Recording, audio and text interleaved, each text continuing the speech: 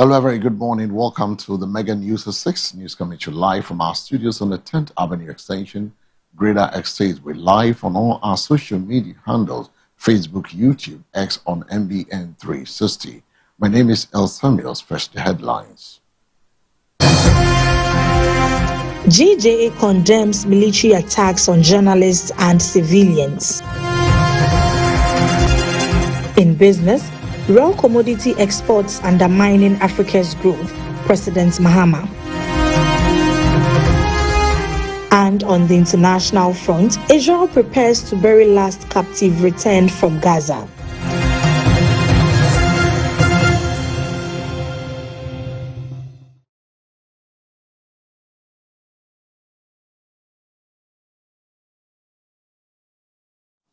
The Ghana Journalists Association, GJA, has strongly condemned the alleged assault of journalists by military personnel in Wale Wale in the Northeast region, describing the act as unacceptable, unlawful, and deeply troubling. Mr. Solomon Kwame Kanaluwe, Northeast Regional Correspondent for Media General and Secretary of the GJA Northeast Region, was reportedly attacked on Sunday, January 26, 2026, at around 3 o'clock p.m. while going about his private and professional duties. According to a report submitted to the GJA, Mr. Kanaluwe had parked his motorcycle near a roadside store to purchase basic supplies when a group of military personnel approached him. Without provocation, the soldiers questioned the ownership of his motorcycle and allegedly subjected him to physical assault. 2 personnel reportedly beat him on the back with sticks and canes multiple times, claiming he had parked in an unauthorized location. The assault continued even after he identified himself as a journalist. Mr. Kanaluwe was reportedly detained for a short period, during which his phone was seized and some pictures and messages were deleted. Addressing journalists on Wednesday, January 28, the GJA president, Albert Kwabena Jumfo, said, "The GJA condemns this assault in the strongest terms and calls on the military high command to immediately investigate this incident, identify the personnel involved, and apply appropriate sanctions." Imminent attacks against journalists in the Upper East region, particularly the Upper East Regional Chairman of the GJA, Mr. Abek, in connection with their professional coverage of the protracted Boko conflict. The association considers this threat reckless, criminal, and deeply dangerous, not only to the lives of journalists, but also to public order and national security. Journalists covering the Boko conflict have been openly labeled enemies, subjected to coordinated online abuse, and threatened with death through social media posts, voice notes, and other forms of digital incitement. This deliberate targeting of journalists has created an atmosphere of fear and intimidation that could easily escalate into more violence if not urgently addressed. The GJA has received a detailed incident report from Mr. Abesori outlining how a professional journalistic engagement was maliciously distorted and weaponized by faceless and pseudonymous actors to incite hostility and issue explicit death threats against him and other journalists. Similar threats have previously been directed at other media practitioners covering the Boko conflict, pointing to a disturbing and recurring pattern of intimidation aimed at silencing the media.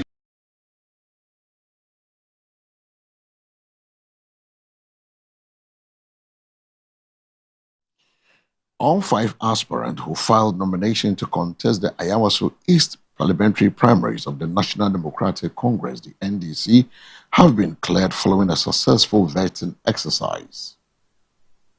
The vetting was held at the party's Greater Accra Regional Office, after which the aspirants proceeded to ballot for their positions ahead of the primary scheduled for February 7.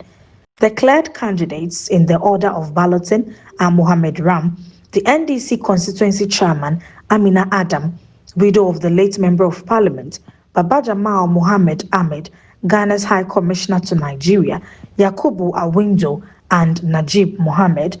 Addressing the media on Wednesday, January 28, the NDC Greater Accra Regional Secretary, Theophilus Tetechai, commended the aspirants for their cooperation throughout the process. We've also admonished them to go into the constituencies to do their needful by campaigning and ensuring that the right things are being done, just to ensure that what we started from the beginning will end successfully, he added. We've received a request for the committee to allow one aspirant to do vetting via electronics. So virtual. Who's this aspirant? Well, that is Amina Adams. They wrote through the party to the vetting committee. So all those things will be discussed, and then at the end of the day, a decision will be taken. The vetting was held at the party's Greater Accra Regional Office, after which the aspirants proceeded to ballot for their positions ahead of the primary scheduled for February 7. The declared candidates in the order of balloting are Mohammed Ram, the NDC constituency chairman, Amina Adam, widow of the late Member of Parliament, Baba Jamal Mohammed Ahmed, Ghana's High Commissioner to Nigeria, Yakubu Awinjo, and Najib Mohammed. Addressing the media on Wednesday, January 28, the NDC Greater Accra Regional Secretary, Theophilus Tetechai, commended the aspirants for their cooperation throughout the process. We've also admonished them to go into the constituencies to do their needful by campaigning and ensuring that the right things are being done, just to ensure that what we started from the beginning will end successfully, he added. We've received a request for the committee to allow one aspirant to do vetting via electronics. So virtual. Who's this aspirant? Well, that is Amina Adams. They wrote through the party to the vetting committee. So all those things will be discussed, and then at the end of the day, a decision will be taken.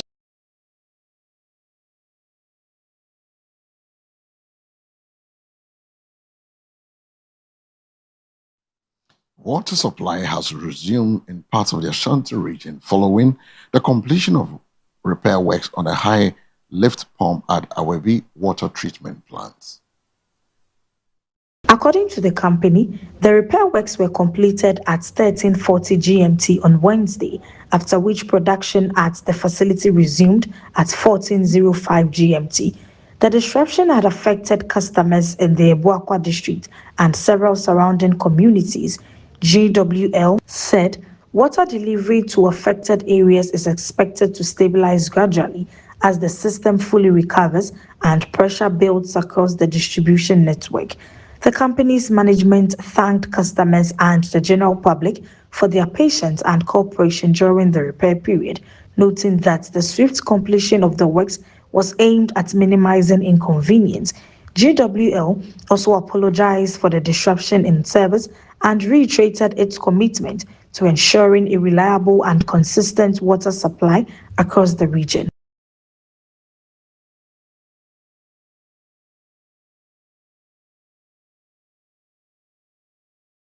Away from the Ashanti region, we go to the business desk, where the President, John Dramani Mahama, has urged African economies to another industrialization value addition, warning that the continent's continual reliance on raw commodity export is undermining the growth and job creation.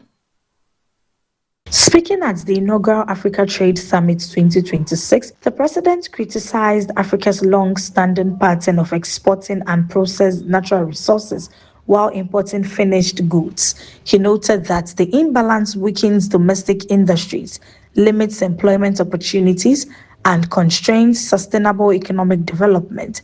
For decades, Africa has exported cocoa, oil, cotton, timber, and minerals in their raw forms, only to re-import finished goods made from these same products at many times their original value.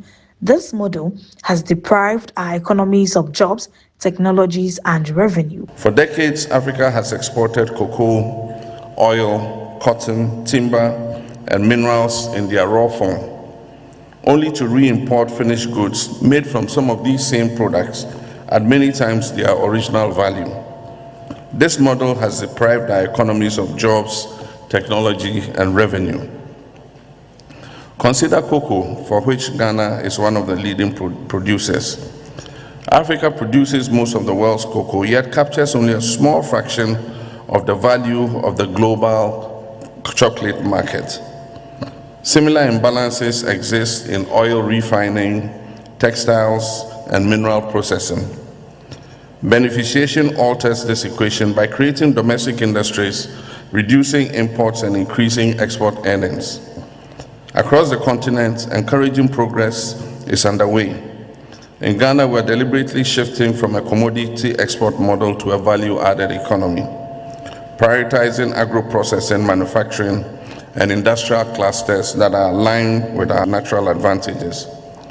As part of our reset agenda for economic transformation, we're looking to add value to our exports, such as cocoa, cashews, oil palm, cassava, petroleum, gold, manganese, bauxite, etc.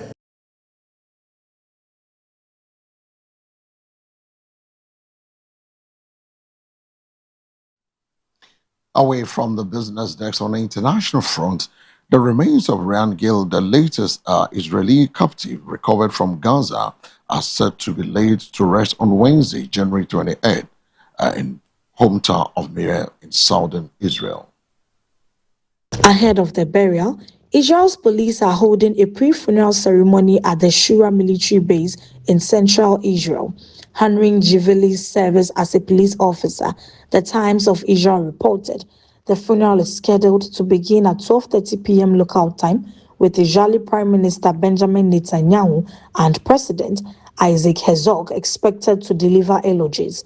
The ceremonies come as Israel mourns the loss of one of its citizens while reflecting on the recent efforts to secure the return of captives from Gaza, highlighting both the human cost and the national significance of such operations.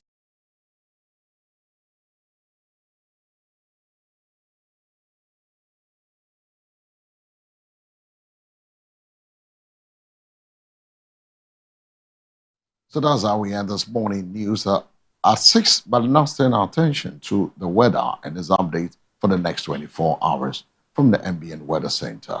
Joining me is Eugenia Okaile Saba. Good morning, Eugenia.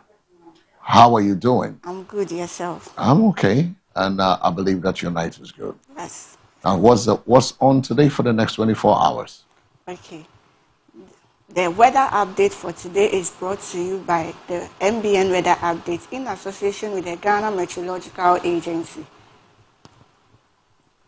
The 24-hour impact-based forecast for Ghana is divided into 3 segments, which is the morning, afternoon, and evening. Moving on is the summary. Dry and hazy sunshine of varying intensity will prevail across most parts of the country this morning, with periods of sunshine along the southwestern portions. Moving on is the temperature for the various sectors. Coast sector, minimum temperature is 24 degrees, maximum temperature is 34 degrees. Forest sector, minimum temperature is 22 degrees, maximum temperature is 37 degrees. Transition sector, minimum temperature is 16 degrees, maximum temperature is 37 degrees.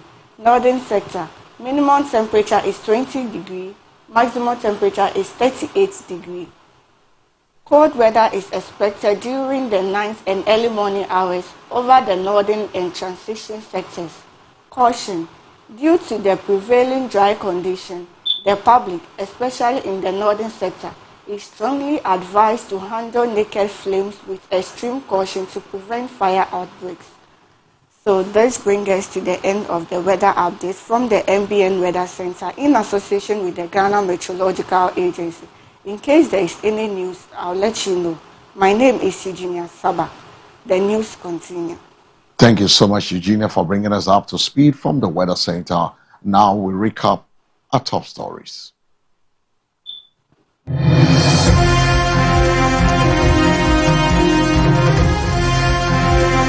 GJA condemns military attacks on journalists and civilians.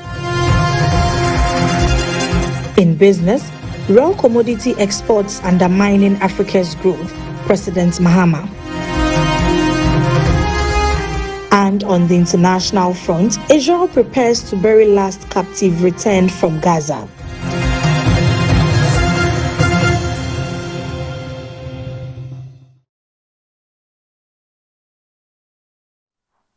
The news was also live across our social media handles, and for more news, log on to MBN 360.